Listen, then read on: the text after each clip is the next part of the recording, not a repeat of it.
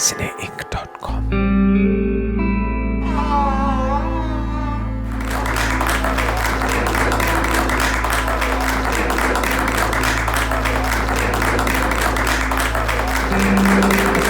और सबसे पहले तो सरजमीन पुष्कर को बहुत सलाम। ये जैसा आपने फरमाया कि अजमेर में नहीं तो पुष्कर में सही, ये वो सरजमीन है जिसको ब्रह्मा का आशीर्वाद भी मिला हुआ है और जहाँ चंद कदम दूर पे ब्रह्मा जी के साए में ख्वाजा गरीब नवाज भी सो रहे हैं। ये वो इलाका है साहब जो मजरू के इस शेर की पूरी तरह अक्कासी करता है कि मुझसे कहा जिब्रील जुनू ने ये भी वही इलाही है। मुझसे कहा जिब्रील जुनू ने ये भी वही इलाही है कि मजहब तेरा मजहब दिल है, बाकी सब गुमराही है। और ये हमारी बहुत खुशकिस्मती है कि हमारे साथ आज एक ऐसी शख्सियत मौजूद है जिसका मजहब हमेशा मजहब दिल ही रहा है और जिसने नफरत को हमेशा नकारा है, नफरतों से हमेशा नफरत की है और उसका तो आप लोग देख ही रहे हैं कि क्या परिणाम है। बहरहाल फैज़ कह गए थे कि वो लोग बहुत खुशकिस्मत थे जो इश्क को काम समझते थे। वो लोग बहुत खुशकिस्मत थे जो इश्क को काम समझते थे या काम से आशिकी करते थे। हम जीते जी मसरूफ़ रहे, कुछ इश्क किया, कुछ काम किया। काम इश्क के आड़े आता रहा और इश्क से काम उलझता रहा, फिर तंग आकर आखिर हमने दोनों को अधूरा छोड़ दिया। साहब हमारे साथ नसीरुद्दीन शाह साहब तशरीफ रखते हैं जिन्होंने कुछ अधूरा नहीं छोड़ा, इश्क भी मुकम्मल किया और काम भी मुकम्मल किया। काम के बारे में आप सब लोग जानते हैं, अभी बात भी होगी। जहाँ तक इश्क का सवाल है, मोहतरमा रत्ना पाठक शाह आपके सामने तशरीफ रखती हैं, इससे बड़ा सबूत आपको और क्या चाहिए। तो नसीर साहब, मैं पहला सवाल जो है अपना, आप उसको शायद आपको ऐसा लगे कि ये किसी नौसिखिए पत्रकार का सवाल है, पर ये रिस्क मैं लेने को तैयार हूँ। उस रिस्क के साथ जो है ये कहिए कि मैं पहला सवाल अपना दागता हूँ आप पे, और वो ये है कि ये बताइए कि हर फनकार जो है उसकी ज़िंदगी में अलग अलग मोड़ आते हैं। ऐसा क्या मोड़ आपकी ज़िंदगी में आया कि ऐसा क्या वक्त आया कि आपको ये महसूस हुआ कि ये वक्त आ गया है कि एक आत्मकथा या एक ऑटोबायोग्राफी लिखी जाए? और फिर एक दिन क्या ऐसा हुआ, और फिर एक दिन जो आपने सोचा कि भाई अब वो वक्त आ गया, let me share my life with my readers? और फिर एक दिन को लिखने में मुझे 12 साल लगे अंग्रेजी में। और लिखना महज इसलिए शुरू किया कि मैं एक नहायत ही बोरियत वाली शूटिंग में मसरूफ़ था। मसरूफ़ कम रहते थे, ऊँगते ज़्यादा रहते थे, इंतज़ार इतना करना पड़ता था प्राग में, चेक रिपब्लिक में। और मैंने एक कंप्यूटर ख़रीद डाला और उसको चलाना सीखा, ऑन करना सबसे पहले सीखा, जो मुझे आता भी नहीं था। और फिर सोचा कि अब क्या करूं इसका, तो मैंने लिखना शुरू किया। जो भी बातें मुझे याद थीं उनको लिखता रहा। 10-15 पन्ने शायद लिखे होंगे या ज़्यादा, एक साल तक। फिर उसे छोड़ दिया, फिर 20-25 पन्ने लिखे, फिर इस तरह से वो चलता रहा। मैं फितरती राइटर नहीं हूँ, मुझे बहुत मेहनत करनी पड़ती है अपने जुमलों पर और सही टर्म ऑफ एक्सप्रेशन पर। तो थोड़ी देर बाद मज़ा आने लगा ये सारी बातें याद करके। अब ये तो मुमकिन है कि बहुत सारी मेमोरीज हम लोग इन्वेंट भी कर लेते हैं जो सच्ची हो जाती हैं कुछ देर बाद, मुमकिन है। लेकिन जो मुझे याद था और जैसा मुझे याद था उसे लिखने में मुझे बड़ा मज़ा आया, उन दिनों को दोबारा जीने में। और मुझे उम्मीद थी नहीं कि ये किताब बन जाएगी कभी भी। फिर 99 पेज लिखकर मैंने रामचंद्र गुहा को दिखाई। उन्होंने बहुत उसकी तारीफ की और उन्होंने कहा कि बिल्कुल तुम्हें ये ख़त्म करनी चाहिए। तो इस तरह वो ख़त्म हुई। कोई मोमेंट ऑफ इंस्पिरेशन नहीं था।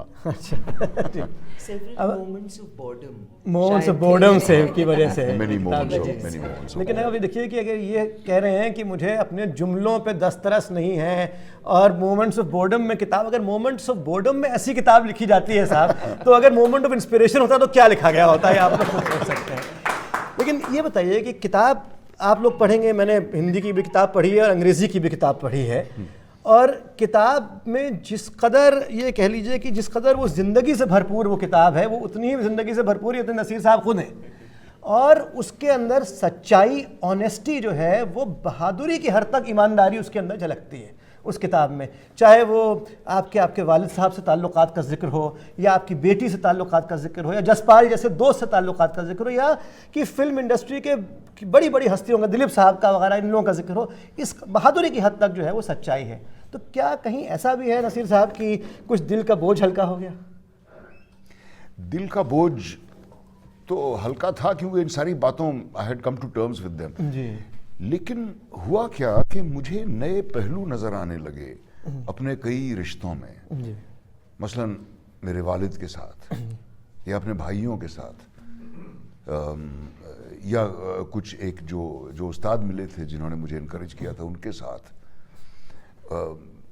एक नए तरीके से मैं किसी हद तक उनका नज़रिया समझ पाया, ख़ास तौर से अपने वालिद का जिनके साथ मेरी हमेशा नाइत्तेफाकी रही। जी।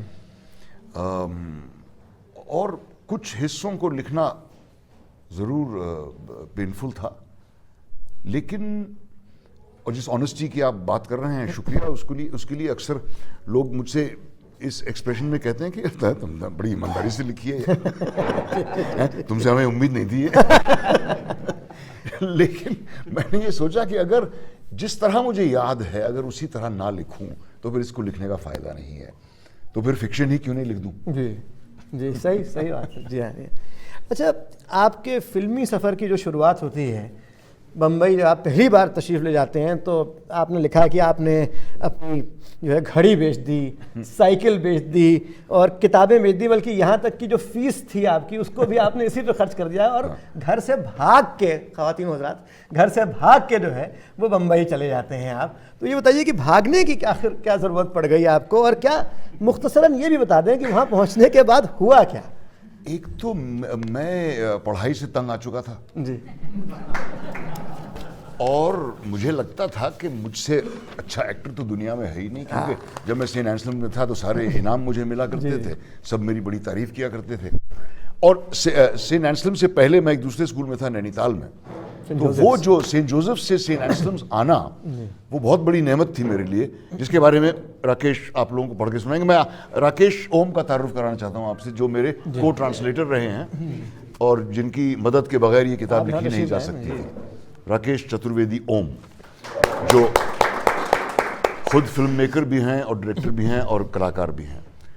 तो राकेश आपको वो हिस्सा पढ़ के सुनाएंगे कि वहाँ से आने के बाद, क्योंकि उस स्कूल से मुझे बाबा ने इसलिए निकाला कि मैं फेल हो गया था 9वीं क्लास में, और खुशकिस्मती से मुझे अपनी ज़िंदगी का रास्ता मिल गया।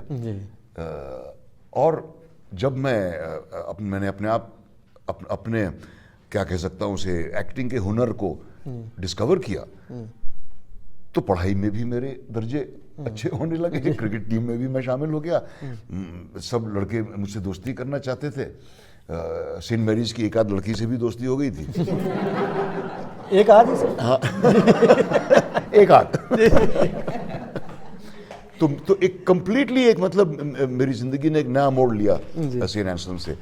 उसके बाद फाइनल इम्तिहान में मैंने ज़्यादा अच्छे नंबर नहीं पाए, तो मुझे कहीं दाखिला मिला नहीं, तो मेरठ के एक कॉलेज में नानक चंद में मुझे दाखिला मिला। और मैं इतना तंग आ गया था उस पढ़ाई से और बायोलॉजी और ये सब कि मैंने सोचा मैं निकल लेता हूँ यहाँ पे रहने का कोई फ़ायदा नहीं है। और चंद दिनों की तो बात है, फिर तो मैं हीरो बन ही जाऊँगा। ये उन दिनों की बात है जब दोस्ती नाम की एक फिल्म आई थी, मालूम नहीं आप में से किस को याद हो, दोस्ती, राजश्री प्रोडक्शंस, जिसमें दो लड़के थे मेरी ही उम्र के, एक लंगड़ा था और एक अंधा था, और बहुत ही हसीन गाने थे उस फिल्म के, मोहम्मद रफ़ी के, हाँ, और लक्ष्मीकांत पे, बहुत ही एक से एक अच्छा गाना था उसमें। तो मैंने सोचा कि अब दोस्ती जैसी फिल्म तो बनी जाएगी दूसरी, क्यों नहीं, और उसमें मुझे ही रोल मिलना है। बम्बई आके बहुत बड़ा सबक मिला कि खाने का लड्डू नहीं है फिल्मों में दाखिल होना, क्योंकि एक आध लोगों से मेरी वाकफियत थी, और तो मुझे लगा कि फिल्म में कोई भी आदमी काम कर रहा हो तो मुझे कुछ ना कुछ तो काम दिला ही देगा, मैं छोटा रोल कर लूँगा, चलो मैं इतना भी मगरूर नहीं हूँ, हीरो का रोल ना सही। यहाँ आके पता चला कि मेरी उम्र ऐसी है कि ना मुझे बालिगों के रोल मिल सकते हैं ना बच्चों के। और 2-2.5 महीना मैं भटका बम्बई में, 2 फिल्मों में एक्स्ट्रा का काम किया, सपनों का सौदागर जो हेमा मालिनी जी की पहली फिल्म थी, और अमन नाम की, जो अभी भी आप YouTube पे खोज सकते हैं, और एक शॉट में मैं मौजूद हूँ, 16 साल का, राजेंद्र कुमार साहब के पीछे खड़ा, उनकी लाश जा रही है उसके पीछे मैं खड़ा हूँ। पहचाने जा रहे हैं? हाँ बिल्कुल। और हेमा जी के साथ जब मैंने काम किया तो मैंने उनको बताया कि आपकी और मेरी पहली फिल्म एक ही थी। उन्होंने कहा अच्छा कौन सी? मैंने कहा आपकी कौन सी थी शबनम? मैंने कहा मैं भी था उसमें। और फिर मैं नाउम्मीद होके लौटा। बहुत कुछ हुआ और बड़ा लंबा किस्सा है, लेकिन it was a crash course in growing up. सुना है दिलीप साहब ने आपसे कहा है कि साहब अच्छे खानदान के अच्छे लोग खानदान के जो हैं, लोग फिल्मों में नहीं आते। आपने उनसे ये नहीं पूछा कि वो किस खानदान से ताल्लुक रखते हैं? मेरी तो जबान नहीं खुलती थी उनके सामने।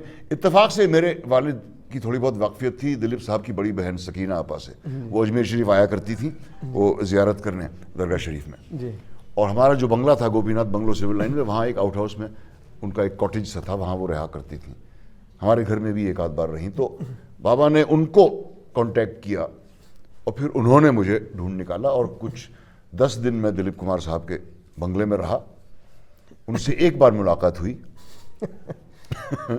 और वो मसरूफ से थे, कुछ यूं करते हुए निकल गए और ना मेरी तरफ देखा ना ध्यान दिया। फिर एक दिन वो अपने लॉन में बैठे हुए थे तो मैं टांगें कांपती हुई मैं उनके पास गया और मेरे मुंह से लफ्ज़ निकलने ही वाला था तो उन्होंने मुझे एक छोटा सा भाषण दे दिया कि देखो शरीफ खानदान के बच्चे फिल्मों में नहीं आने चाहिए।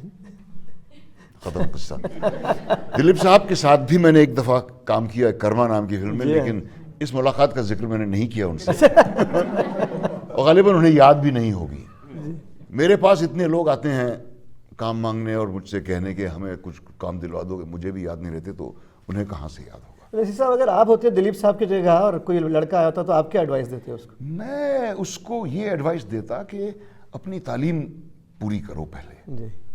किसी आर्ट सीखो। उस ज़माने में नेशनल स्कूल ऑफ ड्रामा तो था नहीं, ना फिल्म इंस्टीट्यूट था, लेकिन और कई मतलब उस्ताद थे गाने के, नृत्य के वगैरह वगैरह।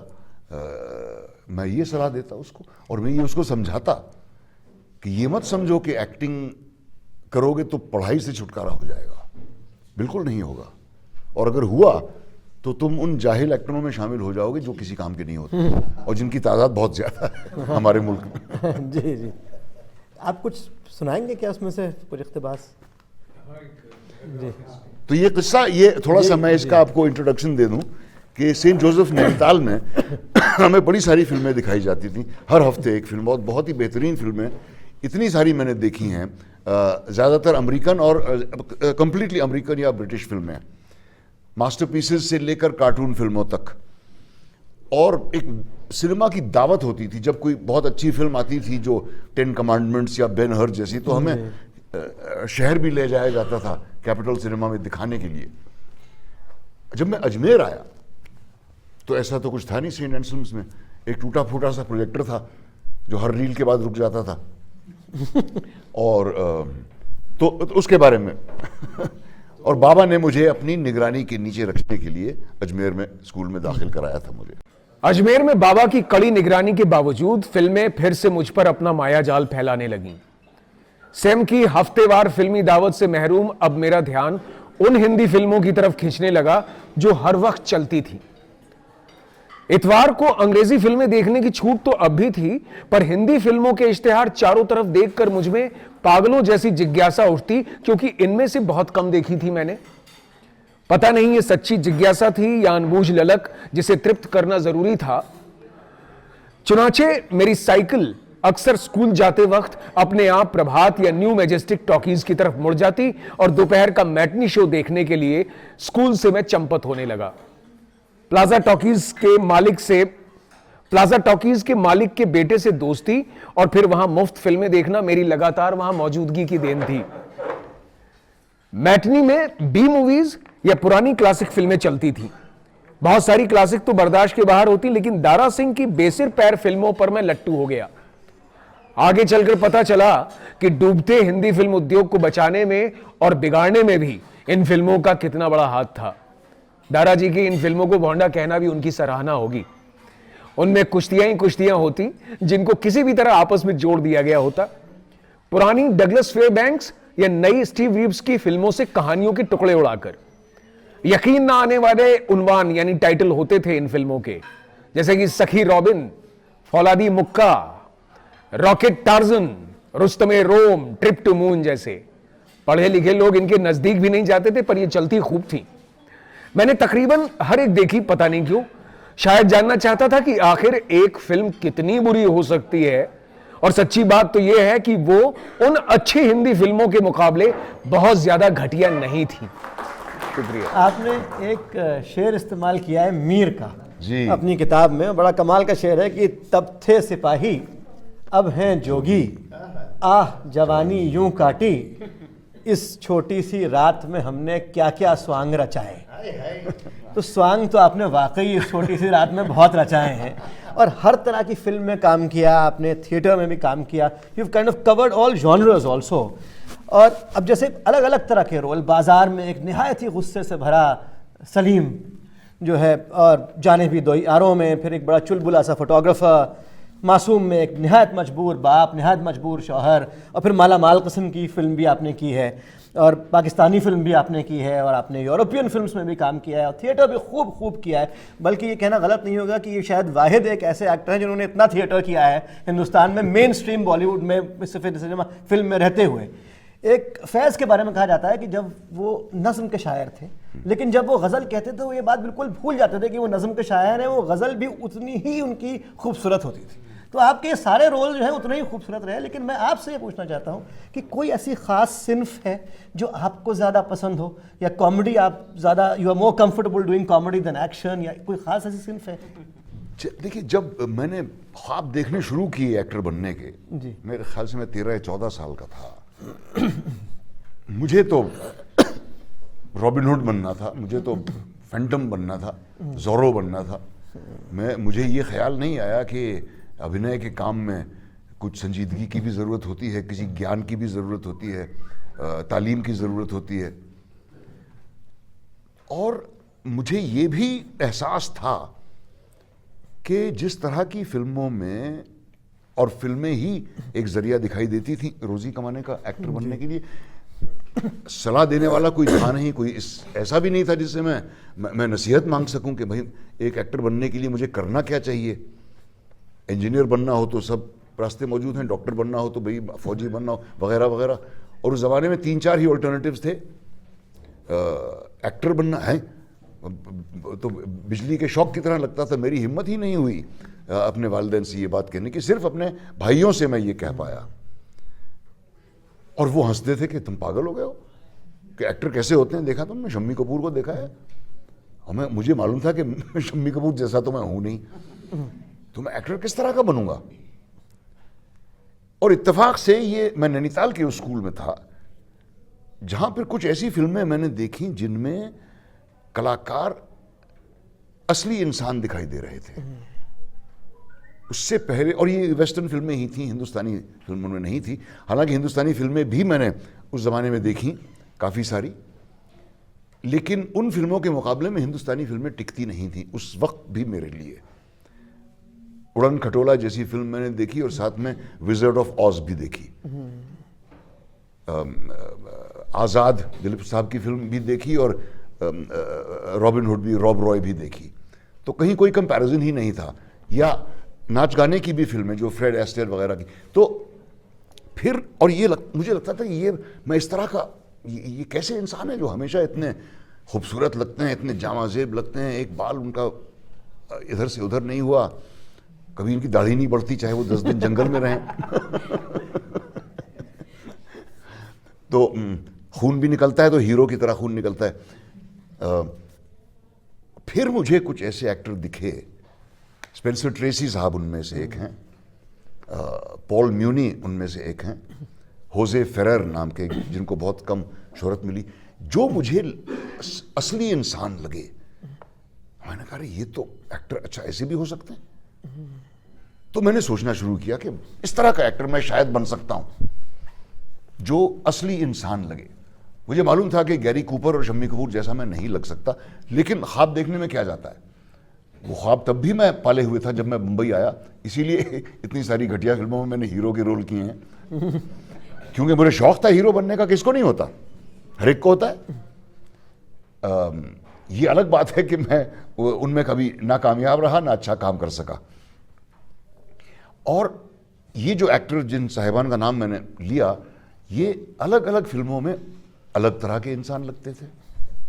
एक में कोई मछियारा लगता था, एक में वो डिटेक्टिव लगते थे, एक में वो पुलिस वाले लगते थे, एक में वो पहाड़ी पर रहता हुआ अकेला आदमी लगते थे। तो दैट इज व्हाट, जिसके मैं पीछे पड़ा कि इस तरह का एक्टर मैं कैसे बन सकता हूं। और मालूम नहीं था जरा भी, तो मैं अपने तसव्वुर की दुनिया में जीता रहा, जहां मैं इमेजिन करता था कि मैं ही हूं जो एक मछियारा हूं, या अरेबियन रेगिस्तान में घोड़ा चला रहा हूं, या हवाई जहाज में उड़ रहा हूं, वगैरह वगैरह। और अपने आप को मैं तसव्वुर कर सका इन अलग अलग भेषों में। उसके बाद जब मूछें दाढ़ी वगैरह बढ़नी शुरू हुई तो मैं बहुत ही बेताब था कि मैं दाढ़ी बढ़ा के देखूं मैं कैसा लगता हूँ। जरा मूछें मेरी ऐसी होनी चाहिए, सर्जन मेजर जैसी, बाल लंबे हों तो कैसे होंगे, ये सारी चीज़ें मैं एक्सपेरिमेंट करता रहा बचपन से। और इसीलिए शायद मैं अपनी शख्सियत में इतने सारे और लोग ढूंढ पाया। वेरिएशंस नहीं कहूँगा, क्योंकि हर किरदार आपके अंदर ही होता है, किरदार को बाहर नहीं तलाशना चाहिए। उस किरदार को पहचानना पड़ता है और उसे बेनकाब करना पड़ता है। एक्टिंग का काम मेरे ख्याल से ये है, सच्ची एक्टिंग, फिल्म स्टार वाली एक्टिंग की बात नहीं कर रहा हूं मैं। और इसी से कनेक्टेड एक पैसेज है, राकेश पढ़ोगे वो जो कहानी सुनाने वाला? सरधना का हमारा सालाना सफर अम्मी के 3 भाइयों की जानिब हम 3 भाइयों में हमेशा इबादत जैसा शदीद एहसास जगा देता। चमड़े के जैकेट पहने, हैट, काले चश्मे पहने, सिगरेटें होठों पर नाचती हुई, बेहद प्यार से जानलेवा हथियारों को सहलाते हुए हंसते हंसाते गैर मामूली अकड़ से लैस वो तीनों शोहदे जीने का भरपूर लुत्फ ले रहे थे। जब भी मैं इन 3 अलिफ खड़े मर्दों के चौड़े कंधे, खुरदुरे लिबास और उनकी माशुकाओं को देखता तो अपने बचपन से मेरा असंतोष और उनकी हिरस करने की बेसब्री दोबाला हो उठती। मैं ख्याली दुनिया में रहने लगा जिसमें मैं अकेला उन तीनों का मजमुआ था। मेरा दुस्साहस ऐसा कि दारा सिंह पाजी भी दांत निपोड़ दें। बर्मा की लड़ाई में मैंने क्या क्या सुरमाई की, उसकी कहानियां भी गढ़ने लगा।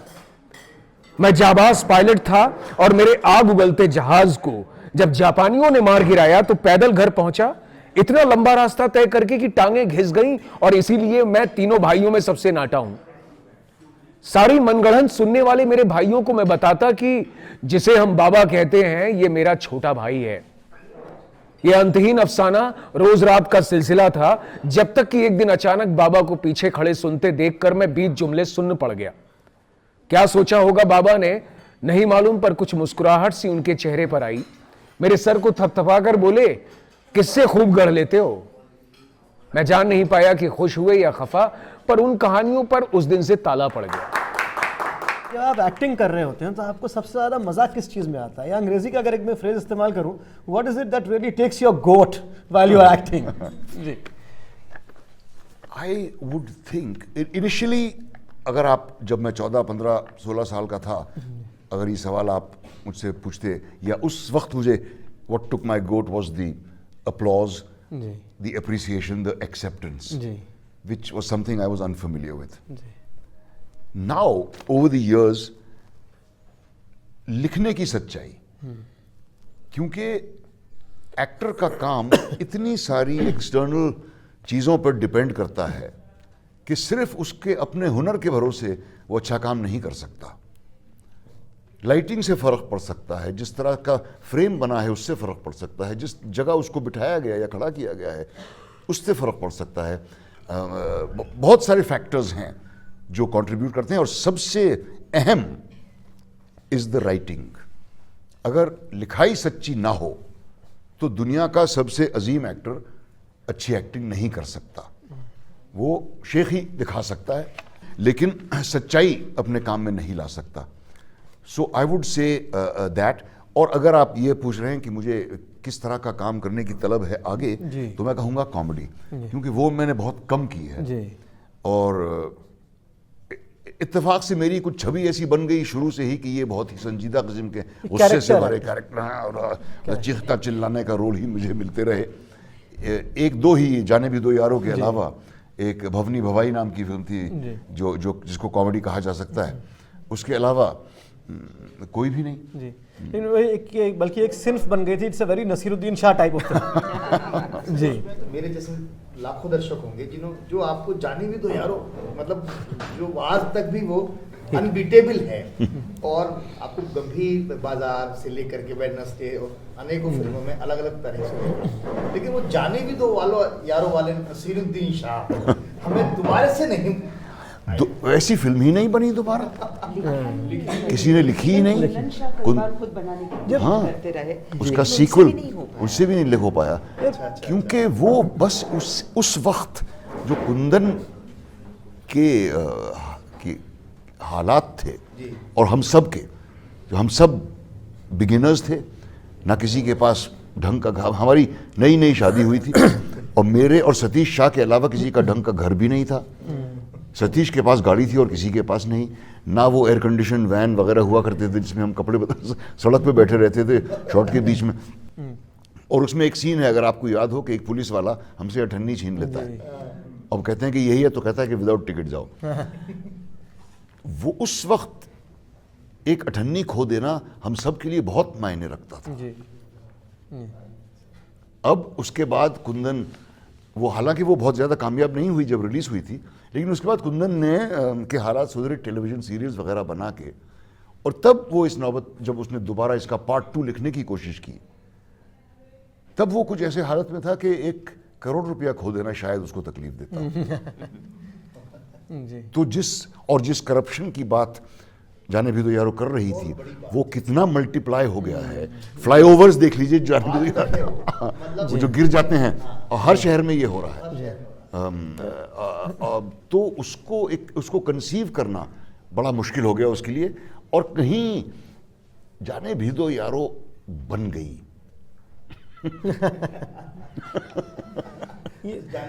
हाँ, और क्योंकि इतना जोश था हम सब में, इतना जोश था और इतनी चाह थी कि हम एक इस तरह की फिल्म बनाएं जो अमर रहे। आपके ख्याल से एक एक्टर के लिए साहित्य पढ़ना कितना ज़रूरी है? बहुत ज़्यादा। जो आमतौर पे एक्टर्स पढ़ने की आदत वैसे भी नहीं होती, उनको लगता है कि एक्टिंग में एक्सप्रेशन देने के सिवा कुछ नहीं होता, खूबसूरत लगने के सिवा कुछ नहीं होता। और कई एक्टर ऐसे हैं जो अपनी पूरी ज़िंदगी गुजार देते हैं इस खाम ख्याली में कि, और जब दौलत वगैरह आ जाती है तो अपने काम से बोर होने लगते हैं, लेकिन करते रहते हैं क्योंकि उनको उस तरह की लाइफस्टाइल की आदत पड़ चुकी है। सारा जो सार है एक्टिंग का, वो तो लिटरेचर से ही आता है ना। फिल्मों से कई 100 साल पहले ड्रामे हुआ करते थे, वो सब लिखे गए होते थे, और जो बेहतरीन ड्रामे तब भी लिखे गए थे, यूनान में भी भले ही, या हिंदुस्तान में संस्कृत में जो लिखे गए थे, या जापान में जो लिखे गए थे, वो लिटरेचर ही तो थे, और शुरुआत तो वहीं से हुई। दुनिया की समझ जो भी मेरी है, वो अलग अलग नाटक पढ़ के आई है या अलग अलग किताबें पढ़ के आई है। पूरी दुनिया मैंने देखी नहीं, लेकिन बहुत सारी चीज़ों के बारे में मैं जानता हूँ जिनका मुझे तजुर्बा है नहीं। तो अपनी सेल्फ एजुकेशन एक एक्टर के लिए बहुत ज़रूरी होता है, जो कामयाबी मिलने के बाद एक्टर लोग करना छोड़ देते हैं, और इसीलिए एक पॉइंट के बाद उनका काम आपको रेपिटेटिव लगता है या बोरिंग लगता है, या ऐसा लगता है कि इस आदमी का मन नहीं है इस काम में। क्योंकि सच बात यह है कि ऐसा ही हुआ है उस एक्टर के साथ, वो खुद अपने काम से बोर हो गया है। क्या ऐसा कोई रोल जो किसी फिल्म में जो आप सोचते होंगे काश ये रोल मैंने किया होता? नहीं, मैं ऐसा सोचता नहीं।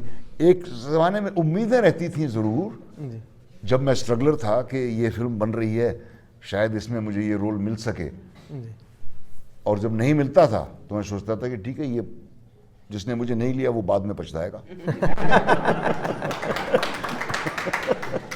या ऐसा भी बताइए कि ऐसा कोई रोल जो आप सोचते हो काश ये ना किया होता? बहुत सारे हैं, बहुत सारे हैं, लेकिन अब वो किए हैं मैंने, मैं इनकार नहीं कर सकता उनसे। वो एग्जिस्ट करती हैं वो फिल्में, बहुत ही बुरी। प्लीज़ आप YouTube पर मत चेक कीजिएगा, नाम नहीं बताऊंगा मैं, लेकिन बहुत सारी हैं, और खुशकिस्मती से वो किसी ने नहीं देखी। मेरा ज़ाती सवाल भी है साहब, क्योंकि इसमें मेरा एक ज़ाती इंटरेस्ट है। आपने खुद ही मेरी किताब लॉन्च भी की कुछ दिनों पहले। पूछते हैं वो कि गालिब कौन है, कोई बतलाओ कि हम बतलाएं क्या। अब हिंदुस्तान में कम से कम मेरी जनरेशन के लोग आप ही को मिर्ज़ा गालिब मानते हैं, इसमें ज़ाहिर है आपकी कोई गलती नहीं है, गुलजार साहब की ज़्यादा गलती है, लेकिन गालिब को एक मिडिल क्लास इंडियन फैमिली में हाउस होल्ड नेम बनाने वाला सीरियल वही था, मिर्ज़ा गालिब। मैं ये आपसे पूछना चाहता हूँ कि क्या उस सीरियल को बनाने के बाद, उसमें काम करने के बाद उसका कोई आपकी ज़ाती ज़िंदगी पे कोई इम्पैक्ट पड़ा, या Ratna ji did he become more poetic? We both discovered poetry That's and what Urdu happened. writing. जी। बहुत असर पड़ा, जी, बहुत असर पड़ा। एंड इस गहराई से दुनिया देखने का शायद मेरे लिए पहला अवसर था। जी। हमारे देश में से उपजी हुई कला जी, इस कदर गहरी और कॉम्प्लेक्स और कंटेम्प्रेरी जी, होगी, जी। उसका मुझे एहसास नहीं था। जी, जी, वो thanks to Ghalib and Naseer's preparation during Ghalib कि मुझे भी उसका लुत्फ लेने का मौका मिला, जी। And that has made me extremely, I mean it's given me a lot. जी। और उससे पहले लोग सिर्फ ये समझते थे कि उर्दू शायरी में तो साहब ये बस मोहब्बत और विसाल और ये सब चीज़ें। मैं भी यही समझता था जी। क्योंकि गालिब साहब का एक आध शेर स्कूल में हर एक दोहराया करता था, जो बहुत इतना फुहश है कि मैं आपको सुना नहीं सकता। पर बाद में पता चला कि उनका लिखा हुआ था है भी नहीं। जी जी जी जी जी। तो मुझे भी यही गलत फहमी थी कि उर्दू शायरी में कुछ नहीं है, असली शायर तो वर्ड्सवर्थ और लॉन्गफेलो और वो टेनिसन थे। और फिर मेरी खुशनसीबी के गुलजार भाई ने मुझे मुंतखब किया ये रोल करने के लिए। उर्दू की मेरी तरबियत तब शुरू हुई, जी। उससे पहले अलिफ बेते ज़रूर सीखी थी बचपन में, तो इसीलिए बाद में मैं अपने आप को एजुकेट कर सका उर्दू पढ़ने और लिखने में, जो आजकल मैं कर रहा हूँ। ज़रा मुश्किल हो रही है, लेकिन फिर भी मैं कोशिश कर रहा हूँ कि किसी तरह डिमेंशिया को टालने का तरीका है कि कुछ ना कुछ नई चीज़ सीखते रहो। जी। और जो जैसा कि रत्ना ने बयान किया कि जो गालिब साहब की कॉम्प्लेक्सिटी और गालिब साहब की क्लैरिटी ऑफ थॉट, जी। मैं दंग रह गया और अपने आप को मैंने 1000 कोड़े मारने को मेरा जी चाहा कि मैंने गालिब को एक हल्का पोएट समझा था। जी।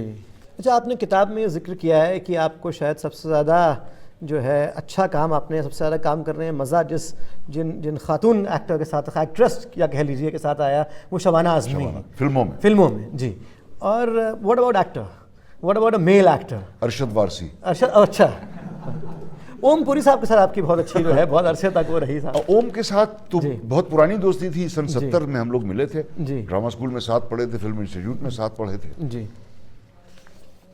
अजीब सी बात है कि बहुत ज़्यादा काम ओम के साथ मैंने किया नहीं।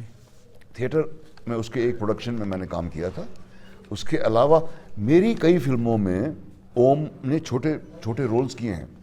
भूमिका में, जो ओम की पहली फिल्म थी, जो किसी को नहीं मालूम, एक छोटा सा रोल, माइथोलॉजिकल फिल्म की शूटिंग हो रही है, उसमें वो राजा बना हुआ है दाढ़ी वाड़ी लगाए हुए। गोधूली जी। और कई सारी ऐसी फिल्में थी। फिर आक्रोश में जब उसको पहला लीडिंग रोल मिला, जी। उसके बाद भी गोविंद ही की फिल्मों में हम लोगों ने साथ काम किया, मेरे ख्याल से 2 या 3, और थिएटर में बहुत ज़्यादा नहीं। एक और बात है शायद कि अगर बहुत गहरी दोस्ती हो पर्सनल लाइफ में आपकी 2 एक्टरों की, तो वो कहीं ना कहीं आड़े आती है परफॉर्मेंस में। जी। वो झलकती है। जी। ये किस तरह से होता है ये मैं समझा नहीं सकता, बहुत वक्त लग जाएगा, लेकिन वो ज़रूर पर्सनल रिलेशनशिप कहीं ना कहीं एडवर्सली इफेक्ट करती है। तो गोया ये मान लिया जाए कभी कभी मदद भी करती है। अगर आप 2 यंग बॉय और गर्ल जिनको वाकई में ज़िंदगी में इश्क हो और 2 वो लवर्स का रोल कर रहे हों, तो वो उस सीन्स में कुछ सच्चाई भी ला सकती है, लेकिन नॉर्मली वो एडवर्सली इफेक्ट करती है। गोया ये मान लिया जाए कि शबाना से आपकी कोई खास अच्छी दोस्ती नहीं है जी। और मैंने लिखा भी है, जी। हमारी इनफैक्ट कोई रिश्ता ही नहीं है हमारा जी, बट आपने रोल्स ऐसे ज़बरदस्त साथ में। जी। इसलिए शायद इसीलिए जी, इसीलिए शायद। कि कोई हम दोनों के आपस में कोई बायसेस नहीं है। जी। हम बिल्कुल जजमेंटल नहीं है। You are unburdened by any personal relationship. ऐसे आप भी कुछ पढ़ेंगे क्या नज़ीर साहब? जी, ये जो मैंने पहला प्ले किया था सेंट एंसलम में, उसके बारे में। कॉन्सर्ट हॉल जैसी एक जगह सेंट जोसेफ में जहाँ हमें फिल्में दिखाई जाती थी, वो कॉन्सर्ट हॉल कहलाता था। एक जगह सेंट एंसलम में भी थी, लेकिन ड्रामों के लिए कभी कभार ही इस्तेमाल होती। उसके एक हिस्से में क्लास लगती और बाकी में वाद विवाद के मुकाबलों के अलावा गणमान्य अतिथियों के उबाऊ भाषण हमें सुनने पड़ते। कभी कभार पुरानी पौराणिक फिल्में दिखाई जाती थीं जिनमें दारा सिंह नहीं थे, लिहाजा मुझे उनमें कोई दिलचस्पी नहीं थी। और फिर एक दिन स्कूल में नाटक प्रतियोगिता का ऐलान हुआ। हर दर्जे को आधे घंटे का नाटक पेश करना था, जिनमें से अव्वल 2 सालाना जलसे में पेश होने वाले थे। इसमें पहल हमें ही करनी थी।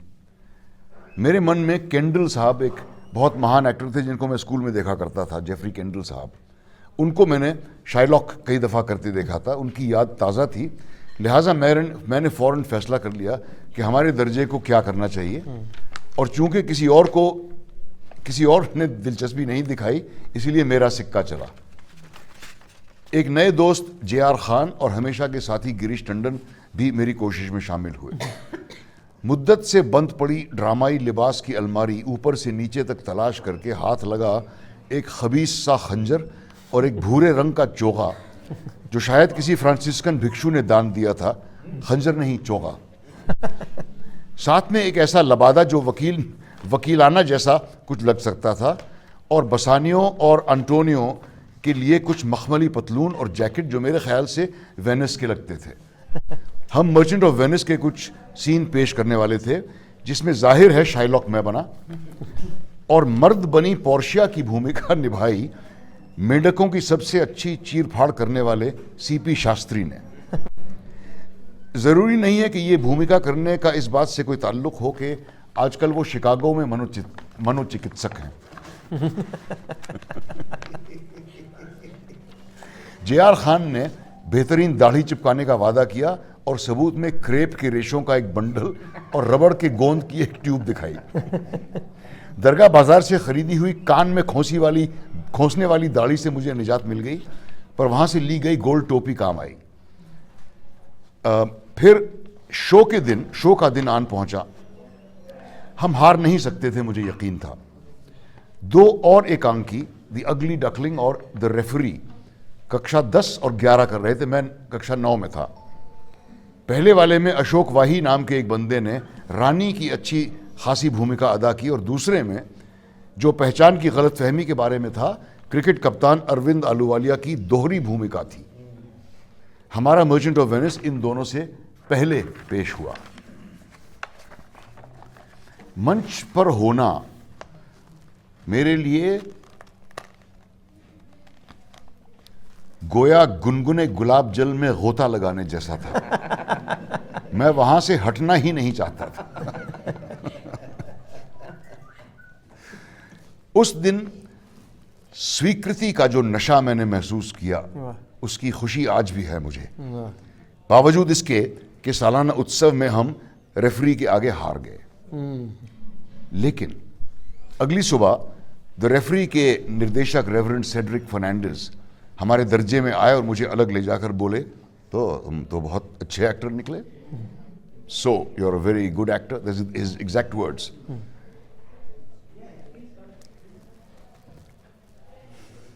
ये लम्हा मेरी जान है। न सिर्फ इसलिए कि रेवरेंड सेड्रिक मेरे पहले रहनुमा बने, बल्कि इसलिए भी कि जिंदगी में पहली दफा मुझसे कहा जा रहा था कि मुझ में कोई काबिलियत है। रेवरेंड सेड्रिक के हाथ में कुछ टाइप किए हुए पन्ने थे। कुछ देर तक वो उन्हें खड़खड़ाते रहे। लग रहा था कि ये बात कहना जरा मुश्किल हो रहा है उन्हें। फिर एनुअल डे पे आलूवालिया का रोल करोगे? इससे पहले कि वो पन्ने मुझे थमाते, मैंने हाँ कहकर उनसे छीन लिए। क्लास के बाद रिहर्सल के लिए रुक सकते हो? पूछा उन्होंने। मैंने नहीं कहा कि रिहर्सल के लिए मैं अंगारों पे चल सकता हूँ, कांच के टुकड़े चबा सकता हूँ। आलूवालिया से राय मशवरा करने या हमदर्दी जताने की बात मुझे नहीं सूझी। बाद में गालिबन वो फौज में चला गया, इसलिए अपनी भूमिका एक जूनियर के हाथों खोकर वो गम से चूर चूर तो नहीं हुआ होगा। मेरी रिफ़्फ़त परवाज और बढ़ी। कई दिन तक मैं बादलों की सैर करता रहा। सालाना उत्सव हुआ। अम्मी बाबा नहीं आए। इस बात का मुझे हमेशा अफसोस रहेगा कि मेरे वालिद ने कभी मेरा काम नहीं देखा, अलावा निशांत मेरी पहली फिल्म के। शो के बाद 2 इनाम दिए गए, अव्वल अभिनेत्री अशोक वाही और अव्वल अभिनेता मैं। हम दोनों को एक एक लिफाफा थमाया गया जो खोलने पर खाली निकला। वाह सर। मुझे लगा कि कुछ तो गलती जरूर हुई है। मैंने उसे बार बार खोला, फिर फाड़ के भी देखा, हो सकता है वो 100 का नोट एक तरफ चिपक गया हो, पर नहीं, वो मुकम्मल तौर पर खाली था। उसके बावजूद मेरे जोश की अब कोई सीमा न थी। घर पहुंचने और ठंडा खाना अकेले खाने तक मैंने फैसला कर लिया कि मैं एक्टिंग करने के लिए ही पैदा हुआ हूं। कोई भी चीज अब रुकावट नहीं बन सकती। ये बात किसी रोज बाबा को बताने का ख्याल भी कुछ ज्यादा हिम्मत कश नहीं लगा।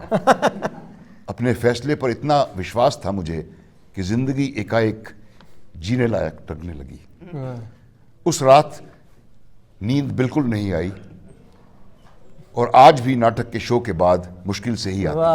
वाह वाह वाह वाह वाह वाह। और आप इजाज़त दें तो एक बहुत छोटा सा इख्तिबास मैं भी पढ़ दूं आप ही की किताब जरूर से। जरूर क्योंकि जरूर, उसके बाद एक सवाल है। बिल्कुल। और उससे पहले आपके दोस्त भी हैं और आपके बहुत बड़े मुतक़िद भी हैं, अमजद इस्लाम अमजद साहब। लाहौर में वो उनकी एक नज़्म है जो इससे शुरू होती है कि गुलाब चेहरे पे मुस्कुराहट, चमकती आँखों में शोख जज्बे, वो जब भी कॉलेज की सीढ़ियों से सहेलियों को लिए उतरती तो ऐसा लगता था जैसे दिल में उतर रही। अब ज़रा ये सुन लीजिए साहब कि मैं क्या पढ़ने वाला हूँ। ये कोई रोल मिलने की संभावना थी आपको, तो उसके बाद लिखते हैं कि गन्ने के रस के साथ ये मीठी खबर मेरे गले से नीचे उतर रही थी कि मेरे दिन को और महकाने के लिए बाद सबा की तरह एक हसीन कमसिन लड़की का वहाँ आई, जिसके चेहरे से मेरी नज़र यूं उलझी कि हटने से इनकार नहीं करती थी। मेरी लिखी चिट्ठी ये कहकर उसने दुबे जी को थमाई कि अमोल पालेकर ने भेजी है। पहली ही नज़र में उससे दोस्ती करने को, उसके बारे में जानने को बेहद जी चाहा। उसके साथ ज़िंदगी गुजारने का भी ख्याल आया। हालांकि इतने बरसों बाद भी उसे इसका यकीन नहीं होता, पर सच है कि कुछ पलों तक इस हसीन ख्याल के तसव्वुर में खोया रहा। दोस्तों, वो बाद सबा की तरह आई हुई हसीन और कमसिन लड़की आपके सामने मौजूद है, बेगम रत्ता पाठक शाह। रत्नरी सवाल जब मैंने नसीर साहब से कहा कि इसके बाद क्योंकि एक सवाल है तो यकीनन वो ये समझे कि वो सवाल इनसे है, पर वो इनसे नहीं आपसे है। उन्निदा फाजली का एक शेर है ना कि मेरे बारे में कोई राय तो होगी उसकी, उसने मुझको भी कभी तोड़ के देखा होगा। वाह। तो आप तो कुछ फरमाएं साहब कि कैसे इस वाक़ये के बारे में कि आपको वाकई यकीन नहीं आता अभी तक क्या है कि इन्होंने जो है ऐसा सोचा होगा उस वक्त। पता नहीं क्यों मुझे कोई खास विचार नहीं आया था उस वक्त। जी। नसीर के साथ जो मेरा रिश्ता बना और जिस तरह से एक मोड़ से दूसरी मोड़ तक गया, बिल्कुल ऑर्गेनिक और बहुत ही नेचुरल लगा। बहुत ज़्यादा विचार करने की ज़रूरत आई ही नहीं विचार, फ्रैंकली। जी। आई डोंट नो, शायद मुझे याद नहीं है, बट नहीं, ऐसा नहीं हो सकता कि याद न हो। बहुत ही सहज जी रिलेशनशिप हमारी बनी। जी। और कभी ऐसा डिसीजन मेकिंग पॉइंट आई हो कि साथ वक्त गुजारेंगे या साथ रहेंगे या जिंदगी बिताएंगे या शादी करेंगे या जो भी है, सब अपने आप होता रहा। होता रहा। आपको एज अ डायरेक्टर और एज अ को एक्टर आपको डायरेक्ट भी किया है इन्होंने, थिएटर में भी उस दिन हम लोग फादर देख के आए। कसर वहाँ निकाल ये वहाँ निकाल। जी जी बिल्कुल। जी। तो नसीर साहब, अक्सर लोग ये कहते हैं कि अब बड़ा इस बात का जो है हिंदी फिल्म इंडस्ट्री को साहब बहुत ही गुरूर है इस बात पे कि हमारी फिल्में जो हैं वो सारी दुनिया में देखी जाती हैं वगैरह वगैरह। लेकिन मुझे नहीं याद कि आप ही की फिल्म मॉनसून वेडिंग को जब वेनिस में अवार्ड मिला, उसके बाद किसी ऐसी बड़ी फिल्म को किसी कॉम्पिटिटिव इस तरह का कोई अवार्ड मिला हो। आप देखिए जिस तरह की फिल्में ईरान से आ रही हैं, जिस तरह की फिल्में साउथ कोरिया से आ रही हैं, स्कैंडिनेवियन कंट्रीज से आ रही हैं, वैसी फिल्में हमारे यहाँ क्यों नहीं बनाई जा रही हैं? और ये क्या ये जो गुरूर है कि साहब हमारा वर्ल्ड वाइड फैसिनेशन है, ये सच्चा है कि नहीं? ये बिल्कुल ये गुब्बारा फूटेगा। और जिस तरह से सारी दुनिया हिंदुस्तानी खाने को पसंद करती है, वैसे हिंदुस्तानी फिल्में भी पसंद आती हैं, क्योंकि एक नॉवल चीज़ है उनके लिए। मसाला खूब होता है, लेकिन हिंदुस्तानी खाना इसलिए दुनिया भर में कामयाब हुआ है कि उसमें कुछ सब्सटेंस होता है। जी हिंदी फिल्मों में सब्सटेंस नहीं होता, सिर्फ मसाला ही होता है। तो उसे सिर्फ मसाला नहीं खा सकते आप बहुत देर तक, जितना भी स्वाद क्यों ना हो उसका। और हम ईरान जैसी या थाईलैंड जैसी या ब्राज़ील जैसी या पोलैंड जैसी या चेक रिपब्लिक जैसी फिल्में क्यों नहीं बना पाते? इसलिए कि हमारे मुल्क में फिल्म बनाना एक महज एक धंधा बन के रह गया है। सिर्फ उसका मकसद होता है अपनी लागत को चौबाला करना। अच्छी फिल्म बनाने का ख्याल इज द लास्ट प्रायोरिटी। सबसे पहले आप अगर कोई फिल्म बनाना चाहो, आपसे पूछा जाता है कि हीरो कौन है, हीरोइन कौन है, गाने कितने हैं। ये नहीं पूछते कि कहानी क्या है। और ये आम चलन है बड़ी बड़ी फिल्मों का भी। और इसीलिए मैंने गौर साहब से अर्ज किया कि ये इस तरह की जो छोटी छोटी फिल्में बन रही हैं, ये बहुत ही सेहतमंद निशानी है हमारी फिल्मों की। है बड़ी फिल्मों, बड़ी फिल्में बनाने बड़ी फिल्मों का। Yes ji. एंड ये जो पोजीशन हो रहा है कि दूसरे टाइप की फिल्मों के लिए भी बहुत बड़ी ऑडियंस है। और आज हिंदुस्तानी जनता थैंक्स टू द इंटरनेट पूरे दुनिया की फिल्में देख रही है। कंपैरिजन करने के और पॉइंट्स मिलते हैं। बिल्कुल। कहाँ से चोरी की जाती है वहाँ फौरन पता चल जाता है आपको। जी, है ना। प्लेजरिज्म का कोई वो नहीं आसान है। नहीं है जी। सबको उल्लू इतना बनाना। आसान नहीं है। तो उम्मीद ये भी है कि और मुश्किल होता जाएगा। जी। लेकिन ये भी बात सच है कि दुनिया बेवकूफ़ होती जा रही है। और ज़्यादा बेवकूफ़ होती है। और एक और जो मुझे लगता है कि इतनी अच्छी बात नहीं है कि इतने जो छोटे नौजवान फिल्म मेकर जो छोटी दिलचस्प फिल्में बनाते हैं, उनकी अगर एक फिल्म कामयाब हो जाए तो फौरन इंडस्ट्री उनको निगलने की कोशिश करती है। जी। उनको एक 50 करोड़ की फिल्म ऑफर कर दी जाए तो एक नया लड़का वो कैसे इनकार कर सकता है? और ये सितारा होगा, ये हीरोइन होगी और ये तुम्हारी फिल्म पूरे मुल्क में देखी जाएगी, दुनिया में देखी जाएगी, ये लालच दी जाती है उनको। इसीलिए वो जो उनके कन्विक्शंस हैं उनको छोड़ के और मसाले की फिल्में तो ये जानबूझ के किया जा रहा है ताकि इस तरह की मुझे ऐसा फिल्म को लगता है खत्म किया जाए। बिल्कुल ये डिलिबरेट डिलिबरेट है। जी जी। तो मेरे आखिरी सवाल से इंटरनेट ने पूरी कहानी बदल दी है। जी। अभी सब लोग परेशान हैं जी। कि क्या करें, क्या ना करें, क्या चलेगा, क्या नहीं चलेगा। This is all up in the air. Right. अच्छी बात है। मैं अपने आखिरी सवाल से पहले एक सवाल और पूछना चाहता हूँ, बहुत टॉपिकल सवाल भी है वो। आपने हमेशा बहुत ही बहादुरी से, बहुत ही साहस से जो है काम लिया और बहुत कुछ आपने ऐसा कहा जो अक्सर लोग नहीं कहते हैं, जो आपने महसूस किया, जो दिल में है वो ज़ुबान पे भी है। और बहुत ही अलल ऐलान, बहुत ही खुल्लम खुल्ला जो है आपने सब बातें कहीं, बल्कि अक्सर तलखी का लहजा इख्तियार करके भी कहीं। ये बताइए कि मुल्क का जिस तरह का माहौल है, इतनी बड़ी एक हिंदी फिल्म इंडस्ट्री जो इतनी इम्पैक्टफुल है, जिसका इस कदर असर होता है आम आदमी की सोच पर, वो बिल्कुल खामोश बैठी है। और जो खामोश नहीं बैठे हैं वो शादियों में नाच रहे हैं। तो आपको लगता है कि बॉलीवुड जिसको कहते हैं या हिंदी फिल्म इंडस्ट्री जो है, उसके जो बड़े बड़े नाम हैं, उन्होंने कहीं अपनी सोशल रिस्पॉन्सिबिलिटी को ठीक से पूरा नहीं किया है? उन्हें लगता है कि उनकी सोशल रिस्पॉन्सिबिलिटी दुनिया भर का मनोरंजन करने की है। ना उनमें से कोई ऐसा है, शायद एक आमिर खान को छोड़कर, जो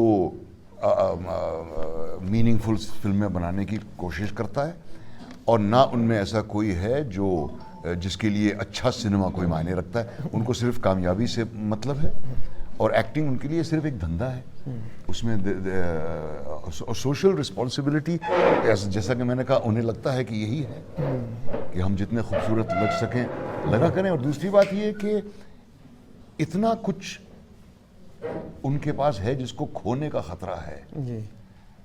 कि अगर एक एडवेंचरस कदम उनमें से उठाया तो उनको लगता है कि उनका डामाडोल हो जाएगा। बड़े सितारों की इनसिक्योरिटी किस हद की होती है आप तसव्वुर नहीं कर सकते, क्योंकि they have too much is at stake for them, और उनके convictions normally hover around their business prospects. और लेकिन जो आपने जो पहली बात कही उसके बारे में मैं ये कहना चाहता हूँ कि जो बात मैंने उस कारवाने मोहब्बत की इंटरव्यू में कही थी, जिसकी वजह से इतना बड़ा हंगामा हुआ, मैंने बात कही थी जहर फैलने की और कानून को हाथ में लेने की बात। इतने बड़े तमाशे ने आज मेरी बात को सच्चा साबित कर दिया। और दूसरी बात यह कि यही बात मैंने भी नहीं, कई और लोगों ने कई दफ़ा कही है, कही। आज तक इस तरह की प्रतिक्रिया नहीं मिली कि गद्दार हमको करार किया जाए, हमारे पुतले जलाए जाएं, धमकियां और गालियां दी जाएं, पाकिस्तान जाने की सलाह दी जाए टिकट भी। और टिकट भी भेज दिया जाए कि साथ में भेजा कि नहीं? हाँ, वीज़ा तो वो तो करवा ही देते हैं शायद कहीं से। अब ये अगर मैं अपने मुल्क की आलोचना करता हूँ, मुझे खुद तकलीफ होती है, मुझे खुशी नहीं होती ये बातें कहकर। लेकिन अगर मुझे अपने मुल्क के बारे में कुछ गलत लगता है, उसके बारे में कहना मेरा हक ही नहीं, मेरी जिम्मेदारी भी है, फर्ज है। मेरा फर्ज है, क्योंकि ये मुल्क मेरा घर है, मुझे बेहद प्यार है इससे, मुझे इसके मुस्तकबिल के बारे में फिक्र है। मेरे ख़ानदान की 5 पुश्तें इसकी मिट्टी में दफन हैं, वाह वाह। और मैं और मेरी औलाद ताउम्र इसी मुल्क में रहेगी। बिल्कुल। कोई हमें पाकिस्तान नहीं भेज सकता, ना हम गद्दार हैं, ना हम देशद्रोही हैं, और ना मुझे अपने देश प्रेम को दिखाने का ढंढोरा पीट के ऐलान करने की ज़रूरत महसूस होती है। जी, वो जो आज साहिब मसनद हैं कल नहीं होंगे, किराएदार हैं, ज़ाती मकान थोड़ी है, सभी का खून है शामिल यहाँ की मिट्टी में, किसी के बाप का हिंदुस्तान थोड़ी। बिल्कुल। ये आखिरी सवाल मेरा नसीर साहब, 1 मिनट के लिए इस बात को भूल जाते हैं कि हम नसीरुद्दीन शाह साहब से बात कर रहे हैं, जो एक बहुत मशहूर एक्टर हैं, डायरेक्टर हैं, तो आपका पब्लिक पर्सोना 1 मिनट के लिए भूल जाते हैं। बस हैसियत एक तजुर्बेकार शख्स के, ऐसी वो क्या चीज़ है अनबर्डन्ड बाय और पब्लिक पर्सोना जो आपने सीखी है और जो आप आज इस ऑडियंस से शेयर करना चाहते हो? ये कि कोई भी आवाज बेसुरी नहीं होती।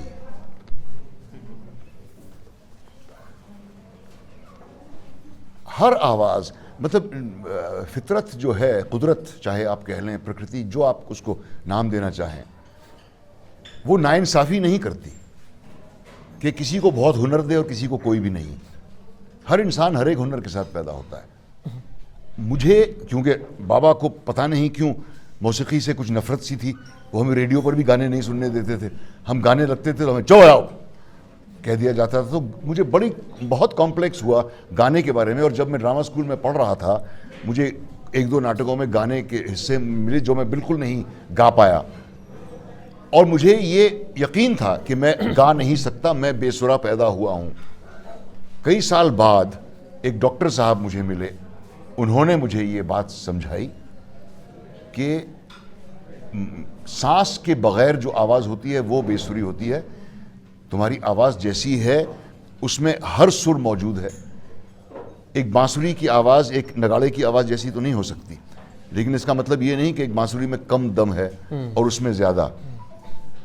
तो ये मैंने सीखा 50 साल की उम्र जब मैं पहुंचा, 19 साल हो गए इस बात को, मैंने गाना सीखने की कोशिश शुरू की, और अब सारे गामा पाधानी सब तो गा ही लेता हूँ।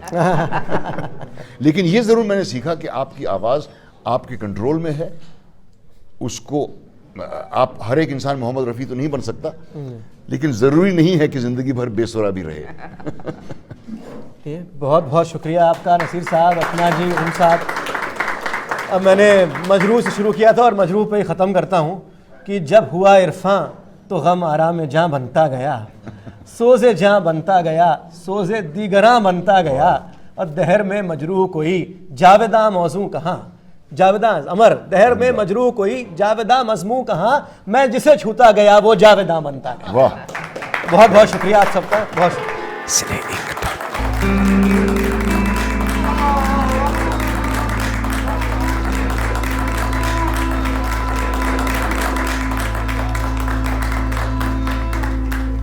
Thank you.